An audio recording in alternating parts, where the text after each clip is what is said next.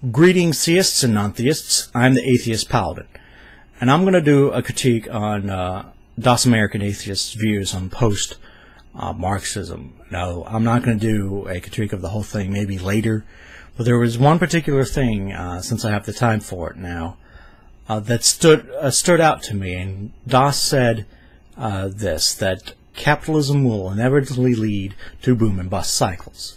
And to that, I'm going to have to disagree. It is not capitalism that leads to boom and bust cycles, or the horrible ones that we're having today. If we look at the past couple of Great Depressions that we had, there was a depression after the Civil War. There was, of course, the Great Depression and the one we're suffering now.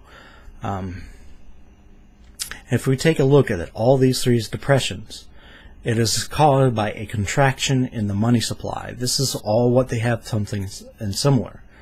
There was a contraction in the money supply. When it was in the Civil War, it was because they were issuing greenbacks or fiat currency during the Civil War, and when that was over, they went back to gold certificates, and that was the initial contraction in the money supply. That's what caused everything to falter.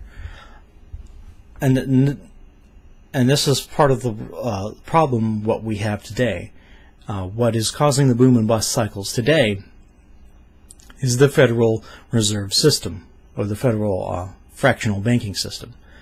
And currently it's at 10%. So if you deposit $100, a bank can turn around and loan out that $100 another 10 times. And if that money is redeposited, of course, they can do it again. And so that's what causes the inflation of the money supply in the economy. So when the economy is good, of course, banks are loaning out money like crazy, and of course that drives the boom. That just drives a boom, and that creates a bubble within the market. And then that bubble becomes unstable. It gains too much toxic assets, what have you, and something about the bubble becomes unstable, and it busts, of course. And this is what causes the bust and then the recession. And what happens in a recession? Well, a bank is not going to loan out its full reserve. It's not going to, because it may not see a profit in that. And as a result, the contraction becomes even greater within the money supply. So it's really the banks that control the greatest money supply in the fractional reserve system. And this is what has been driving boom and bust cycles. So as far as Austrian economics, they are right as far as in critiquing Keynesian, because this is where the fractional reserve system comes from. It comes from Keynesian ideas and the Keynesian school of thought. So the Austrian economics are right about the boom and bust cycles as it pertains to the fractional reserve system.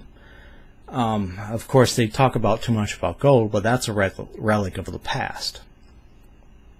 But all we need to do in our monetary system is set up a stable buying power. When you have a stable buying power versus a commodity, and you keep this stable without there being an inflation or a deflationary trend, then the economy will stay stable most of the time. So if there's a bust or correction within the economy, it will not be as pronounced, and those assets will be handled quickly. Now, if the government doesn't interfere, and this is what I think is the greatest problem of our economy currently. And so we have to develop a steady and sensible monetary policy in order to obtain a better economic system.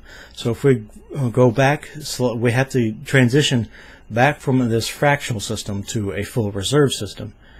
I think we'll be a whole lot better off. It's nothing to do with the market simply being free. It has everything to do with how we manage our money. If we manage our money correctly within the money supply, the markets will handle themselves. They always do. But I have yet to see anything in Marxism that keeps the buying power steady without actually just simply demanding a price control. And if they do a price control, then the market is not able to work out a solution. There is the movement of goods now becomes set, and so when there is a deficiency in something, there's going to be a deficiency in something, and as a result, everything collapses. This is exactly what we see in Venezuela and Hugo Chavez setting prices for the food market, and that's exactly what he did. And now they're having food shortages. So, well-meaning in order to try to feed everyone, but as in practice, it just doesn't work, and this is why I'm against Marxism. So if you have anything to say beyond this, Das, on how Marxism retains a buying power of sorts, I would love to see it. But other than that, that's all I have to say. So remember, folks, rationality is the path of righteousness. Peace.